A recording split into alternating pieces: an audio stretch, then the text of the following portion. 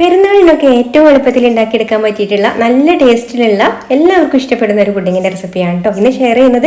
അപ്പോൾ അതിനായിട്ട് 10 gram China ഗ്രാസിലേക്ക് 1 cup വെള്ളം ഒഴിച്ചെടുത്തിട്ട് ഒരു 10 മിനിറ്റ് ഒന്ന് മാറ്റി വെക്കാം കുതിരാനായിട്ട്. ഇനി ഒരു 525 മില്ലി പാല് സോസ് പാനിലേക്ക് ഒഴിച്ചു കൊടുക്കുന്നുണ്ട്. അപ്പോൾ ഇതിൽ കുറച്ച് പാല് ബാക്കി വെച്ചിട്ട് അതിലേക്ക് 1 ടേബിൾ സ്പൂൺ കസ്റ്റാർഡ് പൗഡർ ഒന്ന് ചേർത്തിട്ട് ഒന്ന് നന്നായിട്ട് കലക്കിയെടുത്തതിന് ശേഷം പാലിലേക്ക് ചേർത്ത് കൊടുക്കാം. ഇനി ഇതിലേക്ക് ഒരു 100 ഗ്രാം കണ്ടൻസ്ഡ് മിൽക്കും ബാക്കി മധുരത്തിന് ആവശ്യമായിട്ടുള്ള പഞ്ചസാരയും കുതിർത്തെടുത്തിട്ടുള്ള ചൈന ഗ്രാസും ചേർത്ത് കൊടുത്തിട്ട് മിക്സ് ചെയ്ത് കൊടുക്കുന്നുണ്ട്. ഇതിൻ്റെ കൂടെ തന്നെ നമ്മൾ 100 ഗ്രാം ബട്ടറും കൂടെ ഇതിലേക്ക് ചേർത്ത് കൊടുക്കുന്നുണ്ട്. ഇതാണ് കേട്ടോ ഇതിലെ മെയിൻ താരം. ബട്ടർ പുഡിംഗ് ആണ് നമ്മൾ റെഡിയാക്കി എടുക്കുന്നത്.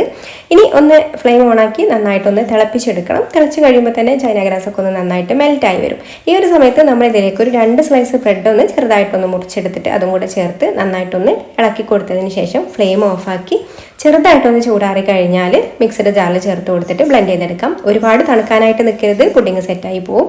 ഇനി പുഡിംഗ് ഡിഷിലേക്ക് ഒഴിച്ചു കൊടുത്തിട്ട് നമുക്ക് ഫ്രിഡ്ജിൽ വെച്ചിട്ട് തണുപ്പിച്ചെടുത്താൽ പുഡിംഗ് സെറ്റ് ആവും. അപ്പോൾ അതിന് മുന്നേ ആയിട്ട് ഡെക്കറേഷനായിട്ട് ഞാൻ കുറച്ച് ബദാം ചോപ്പ് ചെയ്ത് മുകളിൽ ഇട്ട് കൊടുക്കുന്നുണ്ട് കേട്ടോ. അപ്പോൾ 2-3 മണിക്കൂർ ഫ്രിഡ്ജിൽ വെച്ച് സെറ്റാക്കി എടുത്തിട്ടുള്ള നമ്മുടെ ബട്ടർ പുഡിംഗ് റെഡി ആയിട്ടുണ്ട്. നല്ല ടേസ്റ്റാണ്. അപ്പോൾ ഇതുവരെ ട്രൈ ചെയ്ത് നോക്കാത്തവരുണ്ടെങ്കിൽ ഒന്ന് ട്രൈ ചെയ്ത് നോക്കിക്കോളൂ. കൂടുതൽ റെസിപ്പീസിനായി പേജ് ഫോളോ ചെയ്യാൻ മറക്കല്ലേ.